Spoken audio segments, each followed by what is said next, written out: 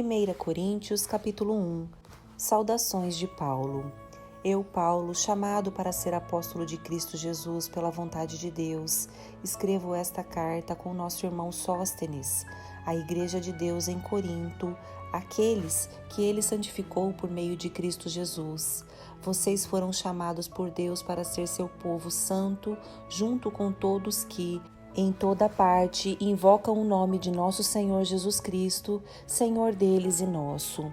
Que Deus, nosso Pai, e o Senhor Jesus Cristo lhes deem graça e paz.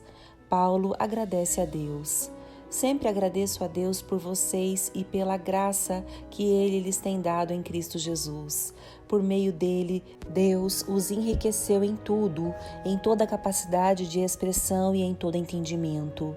A mensagem a respeito de Cristo, de fato, se firmou em vocês, uma vez que nenhum dom espiritual lhes falta, enquanto esperam ansiosamente pela volta de nosso Senhor Jesus Cristo.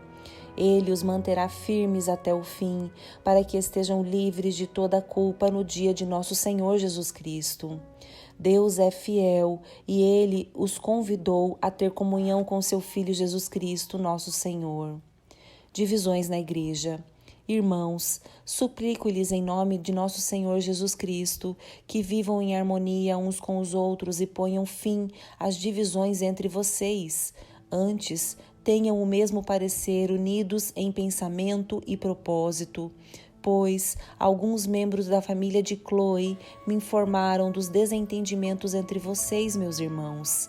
Refiro-me ao fato de alguns dizerem, eu sigo Paulo, enquanto outros afirmam, eu sigo Apolo, ou eu sigo Pedro, ou ainda, eu sigo Cristo. Acaso Cristo foi dividido? Será que eu, Paulo, fui crucificado em favor de vocês? Alguém foi batizado em nome de Paulo? Graças a Deus não batizei nenhum de vocês, exceto Crispo e Gaio, de modo que ninguém pode dizer que foi batizado em meu nome. Sim, também batizei a família de Estéfanas, mas não me lembro de ter batizado mais ninguém, pois Cristo não me enviou para batizar, mas para anunciar as boas novas, e não com palavras de sabedoria humana, para que a cruz de Cristo não perca seu poder. A sabedoria de Deus. A mensagem da cruz é loucura para os que se encaminham para a destruição, mas para nós que estamos sendo salvos, ela é o poder de Deus. Como dizem as Escrituras, destruirei a sabedoria dos sábios e rejeitarei a inteligência dos inteligentes. Diante disso, onde ficam os sábios, os eruditos e os argumentadores desta era? Deus fez a sabedoria deste mundo parecer loucura, visto que Deus, em sua sabedoria, providenciou que o mundo não o conhecesse por meio de sabedoria humana, usou a loucura de nossa pregação para salvar os que creem, pois os judeus pedem sinais e os gentios buscam sabedoria. Assim, quando pregamos que o Cristo foi crucificado, os judeus se ofendem e os gentios dizem que é tolice.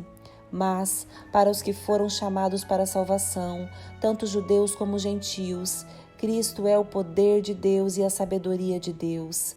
Pois a loucura de Deus é mais sábia que a sabedoria humana, e a fraqueza de Deus é mais forte que a força humana. Lembrem-se, irmãos, de que poucos de vocês eram sábios aos olhos do mundo, ou poderosos ou ricos quando foram chamados. Pelo contrário, Deus escolheu as coisas que o mundo considera loucura para envergonhar os sábios, assim como escolheu as coisas fracas para envergonhar os poderosos. Deus escolheu coisas desprezadas pelo mundo, tidas como insignificantes, e as usou para reduzir a nada aquilo que o mundo considera importante. Portanto, ninguém jamais se orgulhe na presença de Deus. Foi por iniciativa de Deus que vocês estão em Cristo Jesus, que se tornou a sabedoria de Deus em nosso favor, nos declarou justos diante de Deus, nos santificou e nos libertou do pecado. Portanto, como dizem as Escrituras, quem quiser orgulhar-se, orgulhe-se somente no Senhor. 1 Coríntios, capítulo 2. A mensagem de sabedoria de Paulo. Irmãos, Na primeira vez que estive com vocês, não usei palavras eloquentes, nem sabedoria humana para lhes apresentar o plano secreto de Deus, pois decidi que, enquanto estivesse com vocês, me esqueceria de tudo, exceto de Jesus Cristo, aquele que foi crucificado. Fui até vocês em fraqueza, atemorizado e trêmulo. Minha mensagem e minha pregação foram muito simples. Em vez de usar argumentos persuasivos e astutos, me firmei no poder do Espírito. Agi desse modo para que vocês não se apoiassem em sabedoria humana, mas no poder de Deus. No entanto, quando estamos entre pessoas maduras, falamos com palavras de sabedoria, mas não com o tipo de sabedoria desta era ou de seus governantes que logo caem no esquecimento. Pelo contrário, a sabedoria a que nos referimos é o mistério de Deus, seu plano antissecreto e oculto, embora ele o tenha elaborado para nossa glória antes do começo do mundo. Os governantes desta era, por sua vez, não a entenderam, pois se houvessem entendido, não teriam crucificado o Senhor da glória. E é isso que as Escrituras se referem quando dizem: olho nenhum viu, ouvido nenhum ouviu, e mente nenhuma imaginou o que Deus preparou para aqueles que o amam. Mas foi a nós que Deus revelou estas coisas por seu Espírito, pois o Espírito sonda todas as coisas, até os segredos mais profundos de Deus, pois quem conhece os pensamentos de uma pessoa, senão o próprio Espírito dela? Da mesma forma, ninguém conhece os pensamentos de Deus, senão o Espírito de Deus.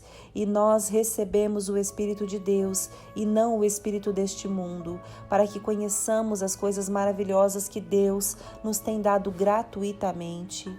Quando lhes dizemos isso, não empregamos palavras vindas da sabedoria humana, mas palavras que nos foram ensinadas pelo Espírito, explicando verdades espirituais a pessoas espirituais.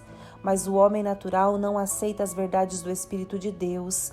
Elas lhe parecem loucura e ele não consegue entendê-las, pois apenas quem é espiritual consegue avaliar corretamente o que diz o Espírito. Quem é espiritual pode avaliar todas as coisas, mas ele próprio não pode ser avaliado por outros. Pois, quem conhece os pensamentos do Senhor? Quem sabe o suficiente para instruí-lo? Mas nós temos a mente de Cristo.